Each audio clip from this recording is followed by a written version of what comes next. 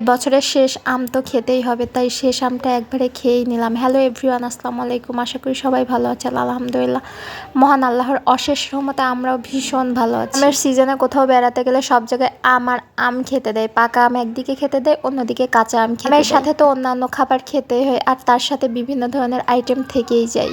আমের সিজন যেহেতু শেষ, আর শেষের দিকে এভাবে আম মাখিয়ে খেতে কিন্তু ভীষণ লাগে, কারণ এখন আমও শেষ, খাওয়ার মজাটাও বেড়ে যায়। শেষের জিনিস সবকিছুই খেতে কিন্তু বেশি মজা লাগে। এই আমগুলো আমের সিজনের শেষের দিকে পাকে, আর সবাই মিলে এভাবে আম খেতে কিন্তু ভীষণ লাগে। এক একটা মানুষ অনেকগুলা করে আম খেয়েছে, এক কথায় পাল্লা দিয়ে দিয়ে আম খাওয়া হয়েছে, কে কতটা আম খেতে পারে। আমি এবছরে যে পরিমাণ আম খেয়েছি, আমার মনে হয় না আমি অন্য সব বছরে এত আম খেয়েছি। এবছরে সব থেকে বেশি পরিমাণ আম খাওয়া হয়েছে। সময়ে এসে আম এভাবে মাখিয়ে কিন্তু খেতে ভীষণ মজা লাগে, কারণ এর মধ্যে কাঁচা আম আর পাকা আম দুইটা মিক্সড করে দেওয়া হয়েছে, টক ঝাল মিষ্টি এরকম একটা অবস্থা। মধ্যে কাঁচা আমও আছে, পাকা আমও আছে, আর তার মধ্যে লবণ মিষ্টি ঝাল তো থাকবে। আর ঝাল আর মিষ্টি না হইলে কিন্তু আম মাখা ভালোই লাগে না। আর সবাই মিলে এভাবে আম মাখাতে কিন্তু ভীষণ লাগে। যখন আমরা গাছ থেকে আম পাড়তে গিয়েছিলাম, তখন সবাই মিলে একসাথে গাছ থেকে আম পেড়ে নিয়ে আসছিলাম।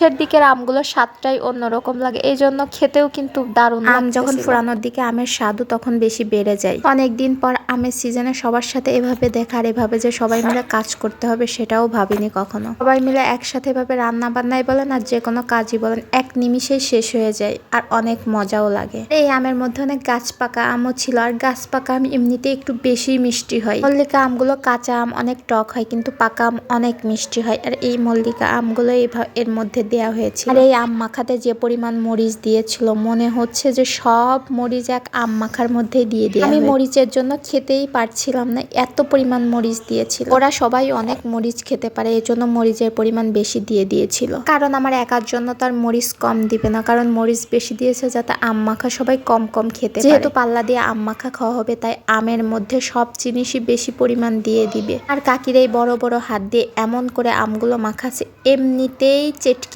যাচ্ছে, একদমই নরম হয়ে যাচ্ছে আমগুলো। আম মাখার মধ্যে আমের স্বাদ নাকি বেশি হয়। ছোটবেলায় যখন আম খাইতাম, তখন সবাই বলতো আম যত মাখাবা তত আমের স্বাদ বেড়ে যাবে। বড়বেলায় এসে দেখলাম ঠিক তাই, আম এমন মাখাচ্ছে কল্পনাই করা যায়। আপনারাও কি বাসায় এভাবে আম মাখিয়ে খান? আমরা তো সব সময় এভাবে আম মাখিয়ে মাখিয়ে খাই।